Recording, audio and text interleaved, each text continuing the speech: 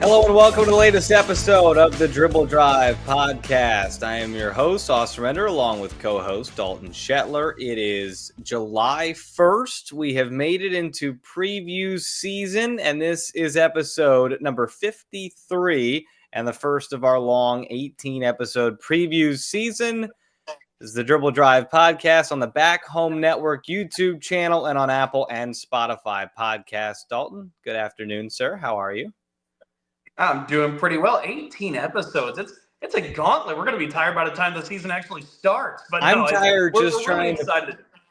I'm tired just trying to plan it right now. I mean, my gosh, 18 teams. The great news is that everybody will be well informed and prepped for the upcoming season. We're excited to get that launched. That is our goal. And if you want to be a part of all those preview episodes, subscribe to the YouTube channel. We have a specific link on the Back Home Network YouTube channel under podcasts. You can click on the Dribble Drive, and that's where all our episodes in video form will be. We are also on Apple and Spotify podcasts, so download us there. Give us a rating. Let us know how we're doing. And if everybody tells a friend, we're going to double and triple our podcast listenership, which would be great as we head into season number 2 of the Back Home Network podcast. Today's episode, going to preview the Maryland Terrapins with Maryland head coach Brenda Frese, who's been kind enough to join us. We'll get to that conversation coming up here in just a moment. We had a chance to catch up with her yesterday. But Dalton, let's talk a little bit about some of the news going on around the Big Ten, and then we'll talk a little Maryland.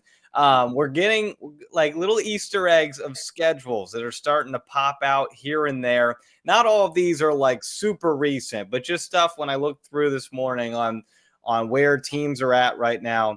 Ohio State and Minnesota will both be heading to the Baja Mar Pink Flamingo Championship, a field that includes Alabama, Belmont, Harvard, South Florida, and West Virginia. Still one more open spot in that field as well. That's a really good event. The Hoosiers were down there back in 22. Big Ten team seem to be in there every single year. Just a good event with a lot of high quality basketball there. And Baja Mar is a great place to, not a bad place to spend some time over your Thanksgiving break. In December, Oregon is going to play in the Invisalign Classic against Stanford. USC will also be in the Invisalign Classic. They will be facing off against Cal. So some, your standard Big Ten ACC rivalries with Oregon against Stanford against Cal, longtime Big Ten ACC foes matching up there. USC's in the Allied tip-off earlier in the year. They're going to take on NC State there in Charlotte. That'll be a really high-quality early season. I've really enjoyed that Allied tip-off. It's really gotten us some great matchups early in the season. Last year, Iowa was involved. Trying to remember who they played Virginia Tech last year early in the season. And 2 years ago, I think Caitlin Clark was in that with Iowa against somebody else. So it's a really good early season opportunity. Usually includes a Big Ten team as well. Speaking of the Hawkeyes, they're going to be down in Walt Disney World, the WBCA showcase over Thanksgiving against Baylor and Miami. That's Miami, Florida. Nebraska's going to the Emerald Classic. They're going to take on Purdue, Fort Wayne, then either Virginia or Northwestern State. Michigan's going to be at the Basketball Hall of Fame Women's Showcase at Mohegan Sun Arena in Connecticut against Syracuse, and then either Utah or UConn. So we could see Michigan being tested big time out of the gates again with a team like UConn. Could be very interesting. Wisconsin announced they have renewed their I-94 rivalry with Marquette. Always a fun matchup there. And honestly, and I'm sorry to jump in, Austin. Yeah. I saw this in the notes. I didn't see if this is announced where exactly the location is for the upcoming season. But the idea of getting more of these rivalries that are out of conference but that share proximity, this is a great thing for college basketball. I'm really happy to see that come back. Absolutely. And I don't know when it went away. I'm not up to date on the I-94 rivalry, but definitely something that should be a thing. I know in men's basketball, the folks around here are excited because the Hoosiers and Wildcats are facing off again. They're also taking on Kentucky as well, or Louisville. So both just really good to see rivalries starting to come back at college basketball. Non-schedule related, Don Plitzowet is extended in Minneapolis through 2031. So that's that felt like a no-brainer to you and I, Dalton. I mean, we have ranted and raved about her coaching ability, what she has done to turn. She's basically had to turn the supporting cast into the stars of the show the last 2 seasons. And now, hopefully, this year she's going to add the actual, like, what we knew was the star 2 years ago in Mara Braun, with this supporting cast that is now filled with other stars. And I think that the sky is the limit for Minnesota this year. So good on them for inking her through 2031. No, completely agreed. And you and I kept saying throughout last season, it felt like Dawn squeezed every ounce out of the team that she possibly could have. And there's a lot of really good coaches in this league. But if you're looking at the last 2 years of what Dawn Plitzowet's been able to do with Braun being hurt in both of those seasons, it's one of the best jobs that's been done in this league the last 2 years, even though they haven't maybe made that NCAA tournament. But it's coming for this group. And I've said it during both runs in the postseason. You're really good at motivating your team when you can take a team that I would imagine was crushed. They were an NCAA tournament team all year. Yep. And faltered down the stretch of the season, missed out in the Big Ten tournament against Washington, and missed the tournament itself, the NCAA tournament. They could have been a one and done in the WBIT and just said, you know what, it's not. We don't really want to be here. And they didn't. They went and ran the table and won the darn thing. And so I think that says a lot about the coaching style of Dawn Plitzowet and how she can motivate her team to play. And they get a title and now come in. I know it's 2 years now for Minnesota doing that. But I always say Indiana was a team that was trying to figure out where it fit back in 2017-18.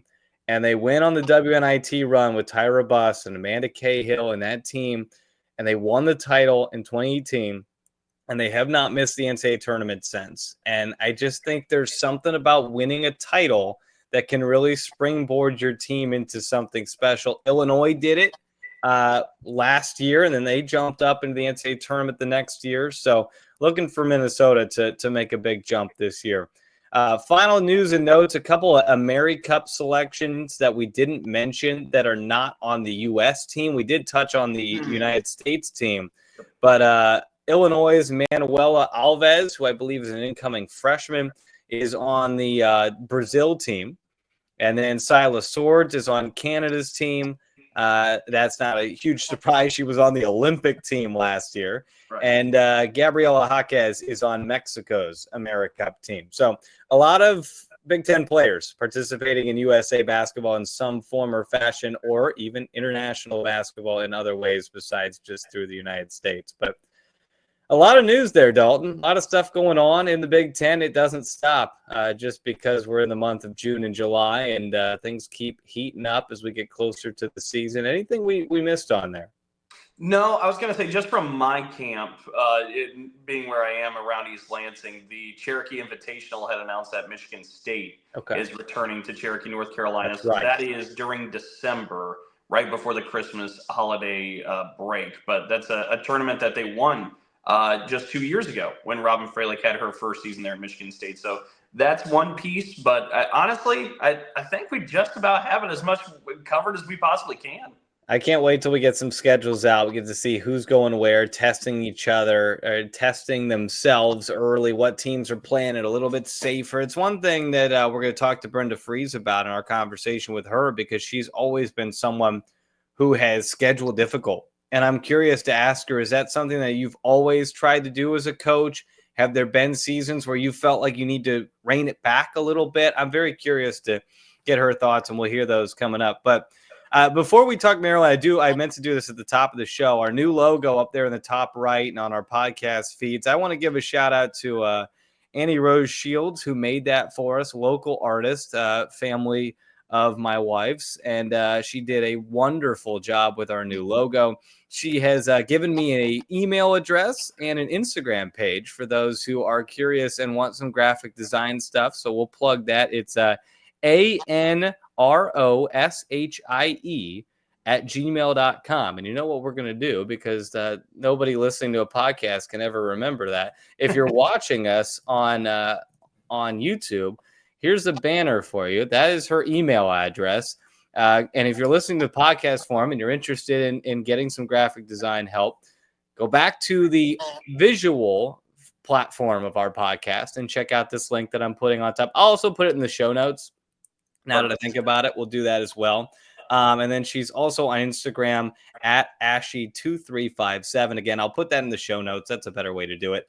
We'll put that in the show notes if anybody needs it. She did a great job with our new logo. Excited about that as we work to get less AI, more human touch in our podcast. So thank you to Annie Rose for putting that together. Thank you. Before we toss it to Brenda Frese, Dalton, you and I are much less qualified to talk about Maryland than Brenda is, but we're going to just sit here and chat a minute about this Maryland team. And here's kind of the lowdown of where we sit with Maryland coming into this season. Kayleen Smikle's the big one. I think you and I talked about it on the last episode. We think that she could be a candidate, if it's not Lauren Betts, for a Big Ten Player of the Year type of run this year for Kayleen Smikle. Bree McDaniel's back off the torn ACL. Don't know when she'll be fully back. We'll chat with Brenda Frese about that as well. And then I think kind of a Swiss Army knife in this Maryland team, and Saylor Poffenbarger just kind of does it all for them. She's back as well. The transfers is a big one. You just circle those two transfers because they're two of the best ones that anybody got in the Big Ten. Yarden Garzone from Indiana to Maryland, and Aluchi Akanwa from Duke. Two double-digit scores. Akanwa, a great defender. Garzone, a great shooter. Really good additions. They add a top 40 freshman class participant in Rainey Wilson, excuse me. If you're a country music fan, I saw this name and I thought, if I were Lainey Wilson and I was going undercover, you just change your name to Rainey Wilson. So we might need to do check-in, alias Elias. Yeah, we need to go and make sure that this is not just Lainey Wilson undercover, but Rainey Wilson is the leader of that freshman crew. The big question mark for me, Dalton, is what they're going to do at the post position. Yep. They don't have any proven 5-spot talent right now, but they have unproven talent, certainly. A lot of talent there. It's Maryland. We know there's talent on the roster. It just hasn't been proven in a Big Ten setting yet. Saylor Poffenbarger is listed as a guard. She's about 6'2". She's a great rebounder, but she's certainly not your 5 unless you are just going to go 5 out, play it like that. Yarden Garzone is 6'3". Again, a wing player, is not really a back-to-the-basket player. Indiana used her at times in that way when they would have foul trouble, and Terry Morin has always said she could play 1 through 5. But I think they're going to want to try and find a 5 to go along with probably those guards. But that's kind of the synopsis on Maryland. What stands out to you when you look at this Maryland team? Well, I think you nailed the biggest question, which is that front court in the 5 spot, because I think you like having Poffenbarger at the 4, and I think you like mixing in between Aluchi, Yarden, Bree McDaniel, Kayleen Smikle. That's kind of the rest of those positions, and you do it how you do it. But one thing we know about Brenda Frese in Maryland, and it's been true forever, dribble drive. I mean, that is what they do, and they're one of the best dribble drive systems and offenses in the entire country.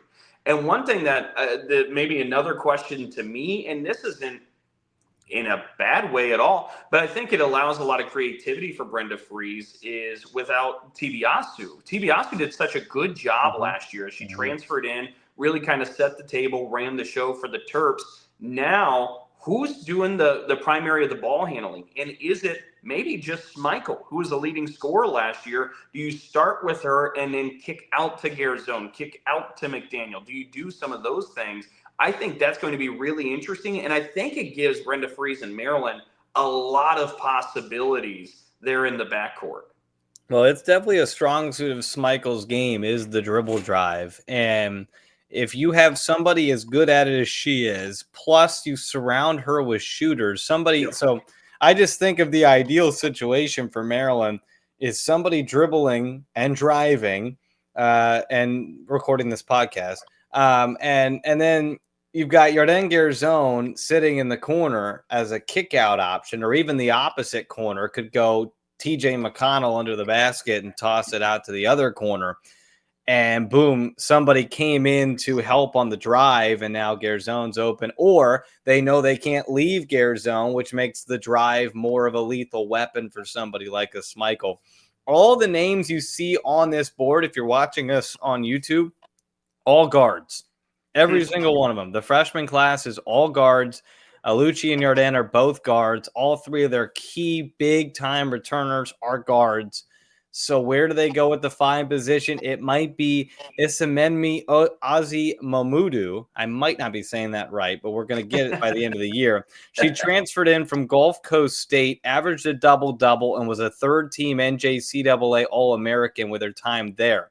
Could she be somebody that makes an impact? They had Gracie Merkel for about a month, and then she transferred back to Penn State. So that was a big loss that I think would have really taken them up to that championship tier. But it's Maryland, Dalton, and I think we still expect this team to be really good. We still expect them to contend for a Big Ten title. That's what they do. They have a lot of talent. There's probably going to be somebody who is on this roster who hasn't played much in their careers, who Brenda Frese and her staff have been working with and training, and they're going to have a big year. We don't know who that's going to be yet. Maybe Brenda will tell us, but it's one of those things where somebody's going to step up. It's Maryland. You expect that. No, and I think Maryland's going to have a really big year in the Big Ten this year. I think they're going to compete at the very top of this league. The other thing I want to reiterate or re-highlight, I mean, we laid out all these guards, Austin. We talk about all the players in this backcourt and how it is just a guard-loaded team. The thing I want to reiterate, though, is a lot of teams, like if you have a shooter, you kind of stick it in the corner, hope to get a play for her and see if she knocks one down. But you know from covering Yarden Garzone for years, Garzone's capable with the ball in her hands, and she can create off the dribble as well. All of these can. Bree McDaniel can create off the dribble. She's able to handle the rock. Alucci can. Kayleen Schmeichel can. So when you have that many ball handlers and not specific or restrained to a specific role where they're exclusively on the floor for one thing, I just think it gives this team so many possibilities and so much freedom. And I think that's really what's going to lift this Maryland team up to the top of the Big Ten. I think so. And I think they have that, even though, I mean, we haven't even talked about what they lost, Dalton. They lost one of their program pillars, which is Cheyenne Sellers. Personal favorite. One of my personal favorites. Incredible. Sarah Te-Biasu, we touched on that and her ability to get to the basket. Ali Kubek and Christina Dulce added some size to that team that they have now lost. They had Emily Fisher transfer in the portal. She only averaged about 1.5 points a game, but she's now at Nebraska. So it'll be interesting to see what this team looks like, but nobody knows. Honestly, Coach may not know what they're going to look like yet, but nobody knows it better than Brenda Frese, and we had a chance to catch up with her. We'll play that interview, and then we will be back with you guys next week for another preview episode with the Nebraska Cornhuskers. We're going to talk Nebraska women's basketball next Tuesday, July 8th, so come back for that. But for now, that's it for the Dalton and I segment of this show. Let's toss it to our interview with the head coach of the Maryland Terrapins, Brenda Frese, and then we'll talk to you guys next week. All right, now we're joined by the head coach of the Maryland women's basketball program, Brenda Frese. Brenda, thanks so much for joining us. How's the offseason going? The offseason is going great. I can't say enough. I always enjoy this time of year where you kind of get that reset, be able to kind of refresh yourself, especially after a long season. We love the fact when we can go into late March, early April, and having the success that we were able to have. But it's been a great reset, and now we're just looking forward to the upcoming season. Is there any such thing as an off season at this point with the transfer portal and recruiting? It feels like it's a nonstop job at this point, 365 days a year. It definitely is that you have to be on and know what is going on and be aware. But I am really intentional of trying to create as much balance for my staff and I as I possibly can. I know for me and May, that's a tremendous time for us to really go reset. Our players go home, and so I love to travel. I've been to Switzerland. I just got back from Italy. I'm heading to Austria at the end of the month, and so I find my windows of time. Believe me, my staff loves it, but I think it makes us really so much better to be able to kind of have those times and opportunities, because you do, like you said, during the calendar year and academic year, when you start up, there's very few weekends that you get off, so you've got to be able to take the windows when you can. I kind of want to see that traveler's log for myself. That sounds pretty impressive. But by the way, thank you again, Brenda, for spending the time with us. And Austin brings up the off-season transfer portal. You've been pretty active in the transfer portal this year, and that's been a thing the last couple of years. Last year's squad came together during the off-season and quickly kind of found some footing throughout the course of the year last year. If we can take a look back kind of as a review before we spring to the upcoming season, what ended up working so well? What was the elixir for the Terps to come together the way they did last season?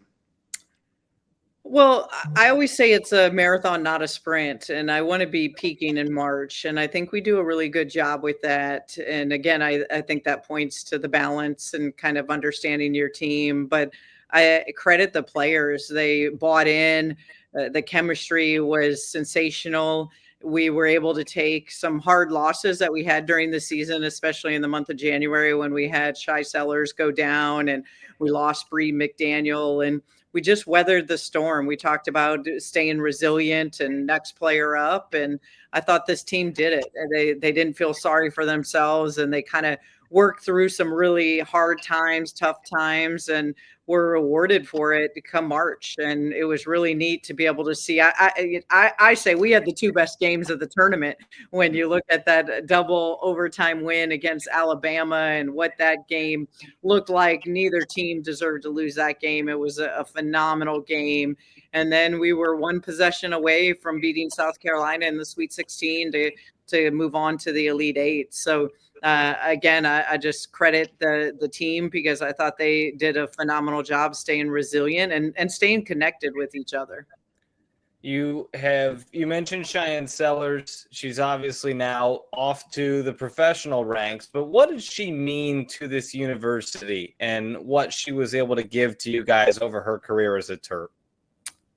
Well, we had her for 4 years, and she probably could finish my sentence at this point.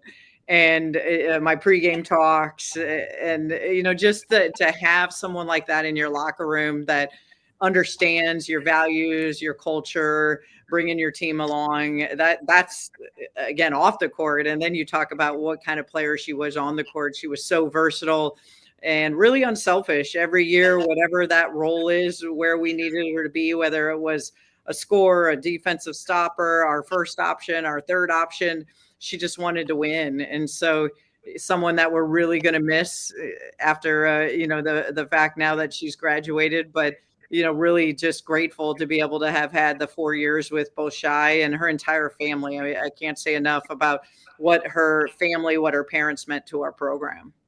I was going to say, we've talked a lot on the podcast that she's one of our personal favorites. Yeah. Sellers is just the way she was so enthused just to play the game every day. You could just feel that every time you saw her. But before we talk about some of the upcoming season stuff, I actually got two kind of personal coaching questions for you, Brenda. And the first one, I suppose, is, it's 24 years now, and you're a national champion there at Maryland. You've had all sorts of success. I'm just curious, what keeps you motivated and as hungry as you are at this point in your career? I think I'm really fortunate because this has never felt like a job. It's my passion. It's my love. So I think each and every day I wake up and I want to make Maryland better. I want to make this team better. And what drives me are the people, the relationships that, I want to have a successful season. Yes, I've done it at the highest level and been to 3 Final Fours and won a national championship. But you know what? There's a lot of players on this roster and staff and support staff that have never been. And so, I take Noelle Cobb. She's our director of recruiting operations and an assistant coach. She's never been to a Sweet 16. And to see that joy this last season, what that involved, that is priceless. That's worth anything that you can imagine. And as well as with our players, to see all the hard work that everyone puts in our program, and then to be able to see that success pay off really as a byproduct of how we do things every single day. And if I could slide in with that second one real quick too, Austin, I've been curious to this one for a little while, Brenda, and I'm sure Austin knows exactly what I'm talking about when I reference this. And I don't think people know this, because unless we talk about it, I don't know how they would. But to my understanding, at best of my knowledge and my experience, you're the only coach that does this before games. When we make the trip to College Park and we're sitting there with visiting radio and we're waiting for tip-off, you come down the scores table and shake everybody's hand, and that includes us. And I've seen it a couple times now and experienced it with you. I'm curious why that's such a priority or so important to you. It seems extremely classy. Like it's a really welcoming thing you do. It's very generous, but I'm curious why you do that and how that started for you. I think, I don't know how it started for me, but I think just the way I was raised, my roots in Iowa, and just who I am, I just have the utmost respect for everyone's job. And I think that to me is, I just want to be able to recognize anyone that comes into our facility and, be able to shake their hands, because you all and everyone else that comes in here has as important of a job as I do. And I never want to, not recognize that. So I think it's an important piece. That's I just value what others do. That's awesome. I'm glad you brought that up, Dalton, because it's a great touch that we all get there when we go to the Xfinity Center. Let's shift back to basketball a little bit, and the transfer portal. Dalton mentioned off the top, you've hit some home runs in that over the last couple of years. You've brought in a couple more this year. What generally is your philosophy with the transfer portal? Maybe specifically this year, what were you guys looking for? Well, I think our staff has done a great job of adapting. This is the new normal, and it's here to stay. So we've wrapped our arms around it, just like you do with rev share and NIL and just all the different changes in our athletic landscape. But I think for us now, it's just constantly seeing what are our needs and hoping that we're able to go after that and find it. Some years you'll have that available, some years you don't. So that's part of the science of it. But I thought we were able to really go after, a year ago we needed size and rebounding, and we really wanted to clean that up, and we did. We made a massive mark. Then this year we wanted, more 3-point shooting. We wanted to be able to, go after some athleticism and then some size. And I thought we were able to do that in every category. Talking specifically about the players you got, I mean, like I've watched Yarden Garzone play for 3 years. She's just unbelievable shooter. I would imagine she's going to plug in really well with the guards you have around her. She absolutely is. And all the indications here early as we've just started practices, you're bringing someone in that is a proven winner, proven vet. It has 1 year left to play, but she's 6'2", 6'3", really versatile. Like you said, can shoot it, and really has a lot to her game. I mean, I never realized like how good her passing was. I'm excited about even being able to kind of swing her in and post her up. Some things we did with Marissa Coleman that we'll be able to do with Yarden, and just that tough, fearless mentality that she has. So she is going to plug in really nicely. And I think a lot of the listeners will have some familiarity with Garzone from seeing her in the Big Ten. But the other big portal add-on they may not be as familiar with, and that's Aluchi Akanawa. I think we pronounced it right. I went to the Duke game notes to try and get that, make sure we had it right. But if somebody isn't quite familiar with her game, we know it's notable how good of a defender she is, how athletic she is. But what are people going to learn about Aluchi? Exactly what you said. I mean, she is going to pick you up full court. The athleticism speaks for itself. I'm excited because there were some things defensively we couldn't do with our, once we lost Bree McDaniel last year with the knee injury and then some full court things with the lack of depth. So we're going to get back to some things that we really need to be able to do on the defensive end. And it starts with the Lucci and her aggressiveness. And then, I've been so impressed just early here in our practices. I think she averaged about 5 boards a game. I mean, she goes to the glass really hard. Love that. And she can go get a bucket anytime. And she's able to, really get to the rim at any point. We're extending her range as we speak, but she's another player that I'm really excited about.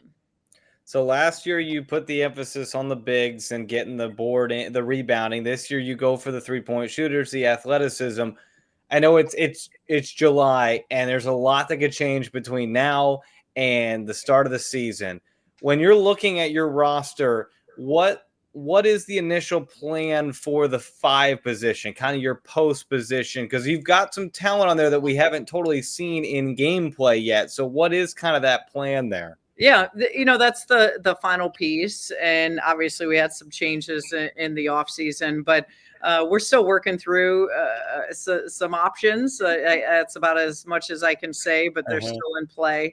And then the one that most people don't know, Issy Mamadou, that sat out last year for us, was a junior college player, was sat out as a redshirt with her ACL injury. And again, she is clearly she's been cleared to play. She's been in our practices and she's a force, really, really strong, a dominant scorer down low, rebounder, really physically can finish through contact. So we're really excited about Issy. And, Mir McLean is finally healthy. She's, another player for us that can be real versatile. And, we'll play different ways depending on, what the roster looks like. You've got to have elite level guard play, and we have that. So then we'll be able to figure out the rest around that.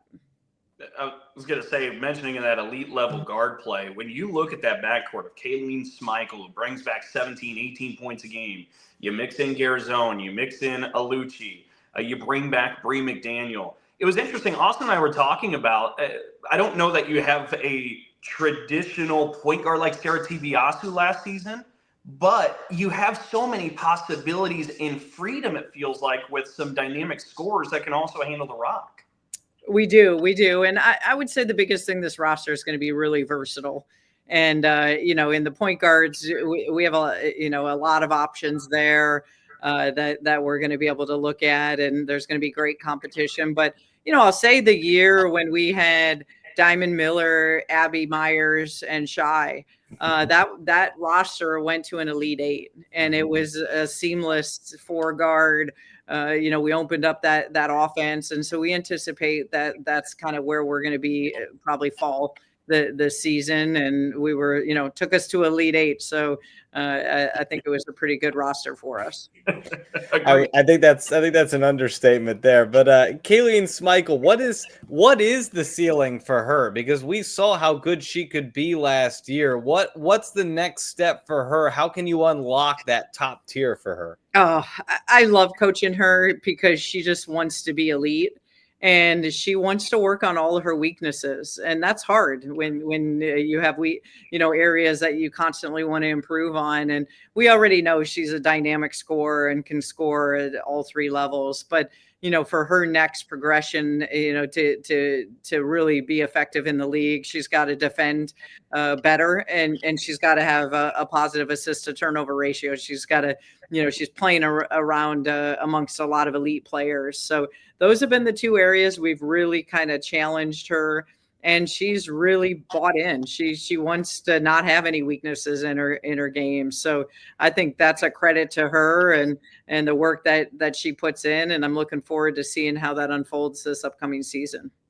Sliding over in that backcourt, we talked a little bit about Bree McDaniel, who was really having a great season before that terrible injury last year. Can you update us any on how the rehab has been for her and what her timeline is and how she fits back into the Maryland program? Yeah, I can't say, similar to Shy, Bree is going on her 4th year here, and just to watch that growth and maturity that has taken place. I can't say enough for Bree, both on and off the court. And no surprise, she's ahead in her rehab. So she's just been tackling it like anything else, where she puts her head down and goes to work. And clearly is someone that we need when you talk about from both an offensive, a defensive end, that energy spark, as someone that knows your system. So, the timeline, somewhere in the fall. I don't really want to put a timetable on her, because that's gonna be up to the doctors and her, when she's ready and where she feels comfortable. I know from our end, we're not going to rush her back if it doesn't make sense, but if it does, and that's how she's kind of approaching it, we'll be prepared. So whatever Bree and the doctors decide, but a massive piece for us in our success.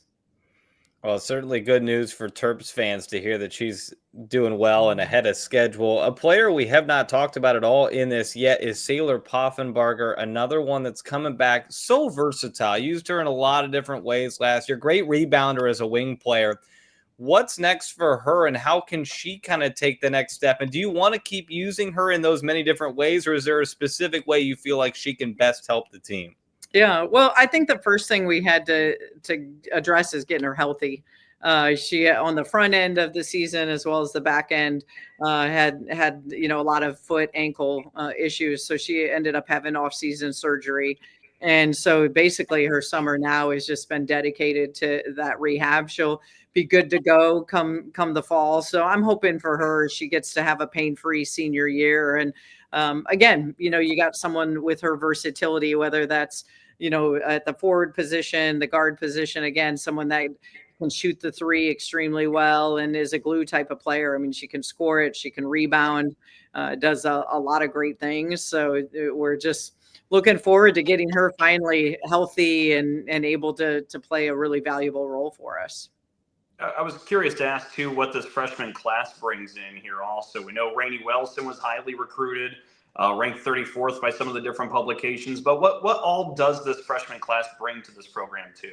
I think they're going to have an immediate impact. I think, both her and Addie Mack are winners. They know how to put the ball in the basket. When you can score the basketball, you're going to have a lot of success. Addie's coming in here having scored over 4,000 points in her high school career. And, is someone, with a ton of ability. And Rainey as well, is a big, strong physical guard. So I expect both of them to have a lot of success. We signed a Slovenian guard, Leia Bartalme, that will be coming in as well. I was just out in Italy to support her with her senior national team. She's playing, with the likes of Jessica Shepard, who was on that team from the Lynx. So, she's got, pedigree that she's played, with pro players, and older players. So it's been really neat to be able to see. So we're excited about her coming in as well. Did you say 4,000 career points? I did. So she can score a little bit, man. She can, and she's. Did they give her 4 different 1,000 balls for each year that she did? They did. So, yeah, that's a lot of points. I don't care, who you're playing. You still got to be able to put the ball in the basket. That's incredible. I think you and I probably talked about this when we had you on last fall, but you at Maryland, you've always had these difficult non-conference schedules to prepare your team, to get your team ready out of the gates. Last year you played Duke and Syracuse, and later in the year you played Texas. Is that a philosophy you've always had as a head coach? Has that evolved through your career? And are there seasons where you look at it and you're like, I might need to take it back a little bit? Has that ever happened? Just kind of talk us through your scheduling philosophy. Scheduling's hard because of the conference shift and the realignment. So yes, your philosophy, it definitely does change. And from year to year, where you think, is it too tough? Is it not? And then you don't know what you're going to get out of the transfer portal. So I think that's what makes it really difficult. I also look at, we play 18 conference games now in the Big Ten, and there's no night off in the Big Ten. So I do have to balance that, because I find myself being sensitive to all the new players. You do need some games in there just to be able to play everyone, to know what they can do. So we have dialed back a little bit this year compared to the past, just because we know what we're getting in conference play every single night. But we have a game with Kentucky out in Puerto Rico over Thanksgiving, so that's going to be really exciting. And we have Georgetown coming into to our place. The Duke game was rescheduled for the next year, so we'll go down there in another year. But it's a delicate balancing act that you've got to be able to find and kind of adapt year in and year out. Talking about philosophies, I was also curious, Brenda. I mean, since I've been involved with Big Ten women's basketball, the dribble drive has just been lethal from the Maryland offense. And I'm curious, because you talk about like the Elite Eight teams with Shai Sellers, Diamond Miller. It's always been pretty athletic, dribble penetration, so on. Is that an evolution of your coaching style? Have you always been comfortable with that concept, that kind of offense, or how did you arrive to this? I think like anything else, you have to evolve and adapt. I mean, if I told you when I came in here, I knew Bill Fenley and we played a matchup zone and the triangle offense, and it worked pretty well when we had Brianna Jones in here. But last time I checked, I don't have a Brianna Jones on the roster, so I had to adapt out of that. I think it has been fun. I think it keeps you re-energized where from an offensive end, we've opened up the court. I think the biggest compliment was from Diamond Miller when I went out her first season with the Lynx, and she shared with me how our offense was the same as Minnesota, just had different name calls, and how comfortable she was on the offensive end. On the defensive end, I had to learn man myself. I mean, like I said, I came from Iowa State, and at that time, Bill Fenley, and he's changed. They play man now too, but it was all zone. And so learning full court, the different presses, I've had to evolve different presses that I've put in. Some I've liked and we stay with them. Some I've trashed. They don't look good. So you constantly, I was a 2-3 zone. Now I love the 1-2-2. So it's every year you're just kind of adapting, and it has to make sense with the roster that you have. And it's okay. I have found like you could start the season and you put something in and your roster doesn't fit it, or they don't buy into it. They don't believe in it. And we'll shift because I need the buy-in. And I think that's the most important thing is I'm not afraid to change and try new things. Well, Coach, you've been around the block a time or two in the Big Ten Conference. I'm curious, as we talk to coaches, some of your favorite spots to coach in away from home. What are some of the visiting venues in the Big Ten that you enjoy going to for whatever reason that may be? Yeah, I'll say first Nebraska. Very first year when we went in there, we beat them by 30, and after the game the fans were coming out and shaking my hands, and they just respect like great basketball. Yeah. I think their fans by far are like some of the most educated around the game. I'd love to say I like to go back to Iowa, and I do because of my family, but I mean, one year they booed me. I was shocked. I couldn't believe it. Like, come on, I'm 30 minutes, but I also get like competitively, they want to beat us every time. So I'm okay with that.